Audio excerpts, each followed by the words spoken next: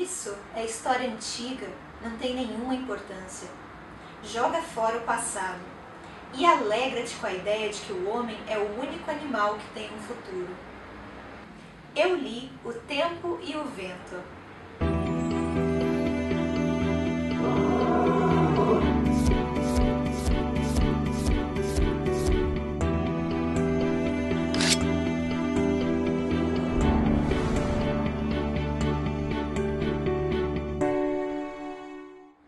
O Tempo e o Vento é uma série monumental escrita pelo Érico Veríssimo e publicada entre os anos de 1949 e 1962.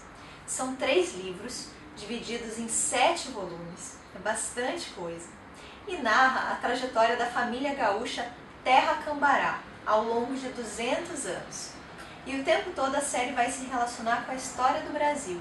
Então os episódios mais antigos datam de 1745, época das missões jesuíticas no Rio Grande do Sul, e os mais recentes, época do Estado Novo, final da Segunda Guerra Mundial, na metade do século XX. O primeiro livro da série se chama O Continente e é dividido em 2 volumes.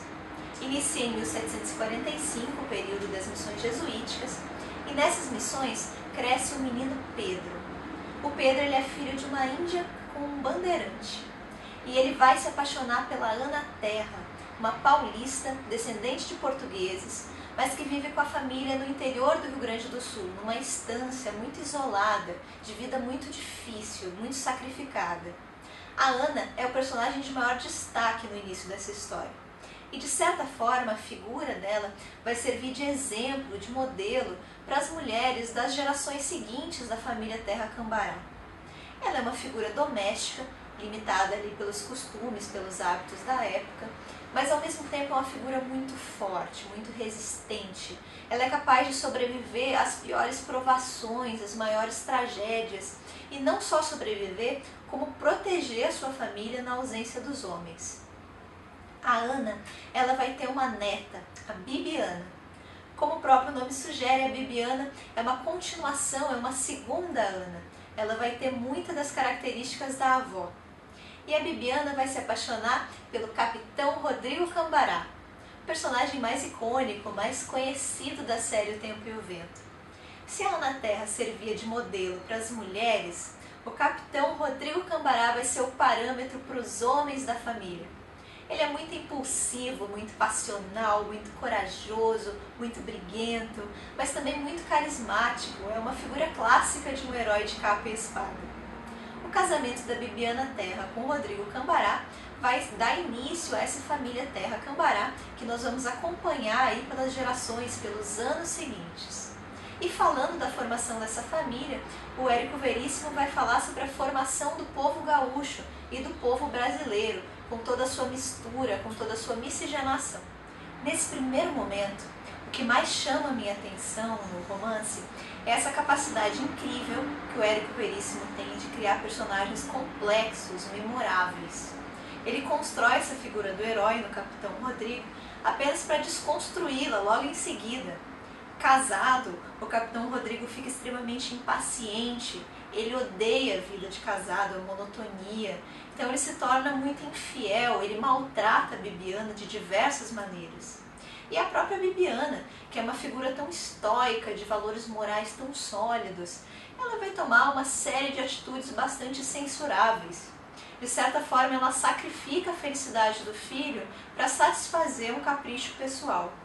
E eu só estou falando dos personagens principais, porque ao redor deles existem uma série de personagens menores, tão bem desenvolvidos quanto.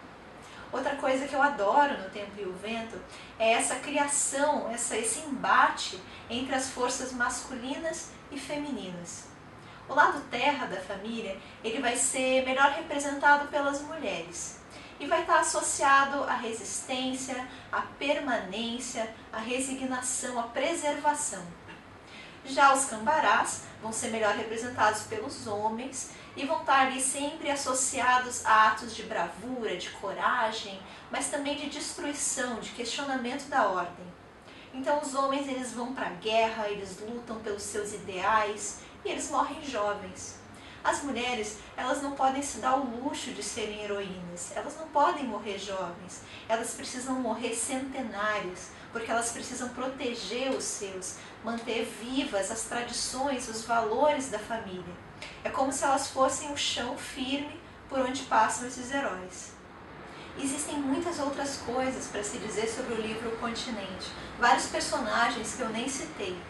Mas para esse vídeo não ficar muito extenso, eu vou passar para o livro 2 da série O Tempo e o Vento, que se chama O Retrato e também é composto por 2 volumes. Se no Continente nós tínhamos um tom predominantemente épico, nós éramos apresentados a esse passado heróico do Rio Grande do Sul, agora o foco é a modernidade. Nós estamos no século XX, o século das grandes invenções, da eletricidade, do automóvel, do telefone. E nesse contexto nós somos apresentados ao Dr. Rodrigo. Ele é bisneto daquele outro Rodrigo, o capitão Rodrigo Cambará. O Dr. Rodrigo ele vai estudar medicina na capital, em Porto Alegre, e ele é um homem que adora a vida na cidade. Ele é deslumbrado por tudo que vem de Paris. É um homem rico, ele desfruta aí dos confortos que foram conquistados pelas gerações passadas da sua família. E ele vai representar justamente esse homem da virada do século, que está saindo ali de uma realidade rústica em destino à urbanização. Agora também a política vai ter um papel muito importante na história. Se antes os integrantes da família Terra Cambará viam o desenrolar da história com um certo distanciamento, agora eles são da classe dominante. Eles são intendentes, deputados, são figuras proeminentes na região.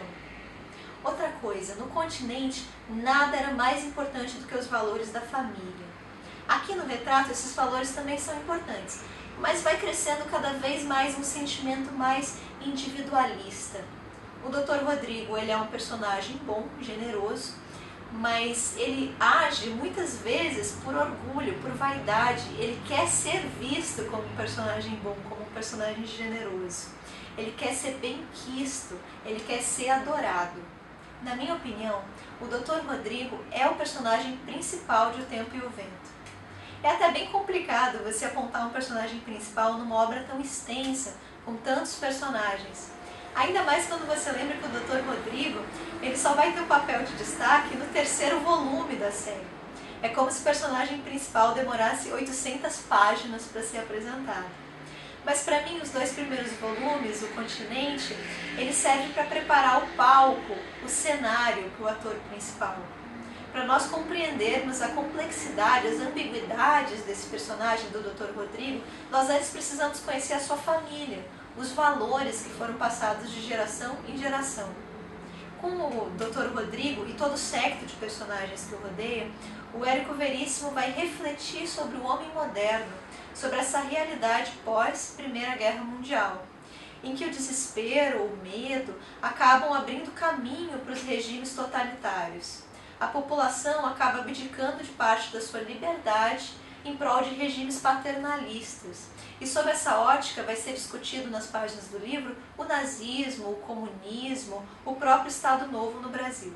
E finalmente nós temos o 3º livro da série, o Arquipélago, que é dividido em 3 tomos. Antes de falar do Arquipélago, eu queria chamar a atenção de vocês para os títulos dos livros. O primeiro livro se chama O Continente.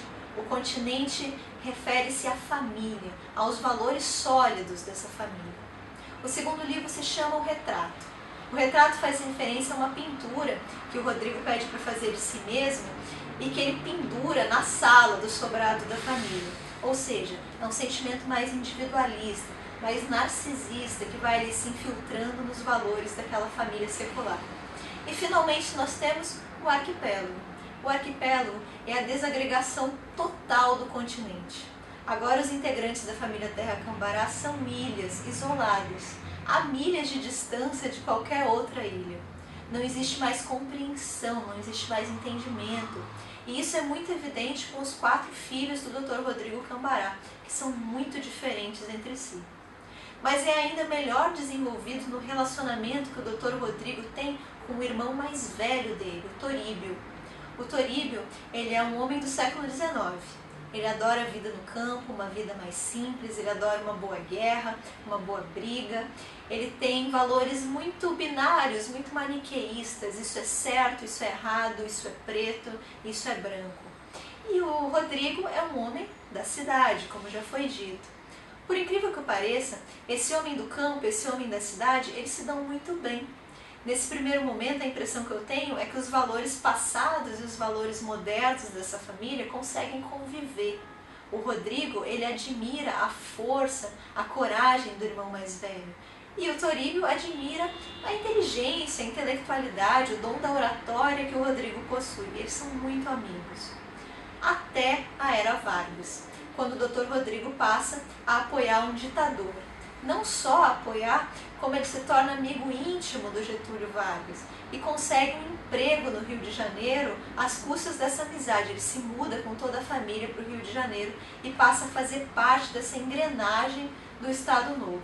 Aí, os dois irmãos realmente rompem, não existe mais compreensão, não existe mais entendimento entre eles. É como se o Rodrigo abdicasse de parte de suas crenças, ou pelo menos tentasse adaptar elas da melhor forma possível para conseguir abraçar essa nova realidade.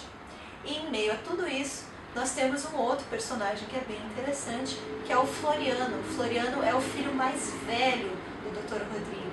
Ele é escritor e ele vai querer justamente escrever um livro sobre a história da sua família, numa tentativa de construir pontes aí entre essas ilhas, entender melhor os habitantes, os integrantes da família Terra Cambará.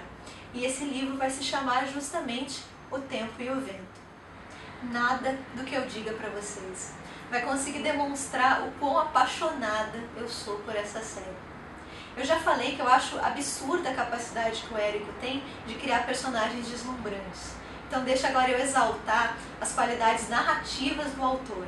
No Tempo e o Vento vocês vão ver capítulos escritos na primeira pessoa, na terceira pessoa, no presente, no passado, em forma de crônica, em forma de diário, e tudo isso sem nunca perder o domínio da história.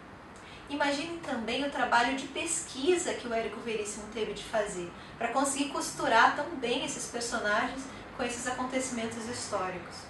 O meu livro favorito dentre os 7 é o primeiro volume do Continente, e ele é uma história independente, ele é uma história fechada. Então você consegue ler ele independente dos outros. Eu digo isso porque eu conheço muitas pessoas que têm curiosidade em ler O Tempo e o Vento, mas se assustam com o tamanho da obra. Então eu sempre recomendo para ler esse primeiro volume. Ele é absolutamente genial. Mas enfim, todos os 7 volumes são livros muito bons. É uma obra de muito fôlego. Você lê esses 7 livros e você quer mais livros. Eu fico louca para saber se a família Terra Cambará sobreviveu até os dias de hoje e queria muito ler as reflexões que o Érico Veríssimo faria sobre o nosso momento atual.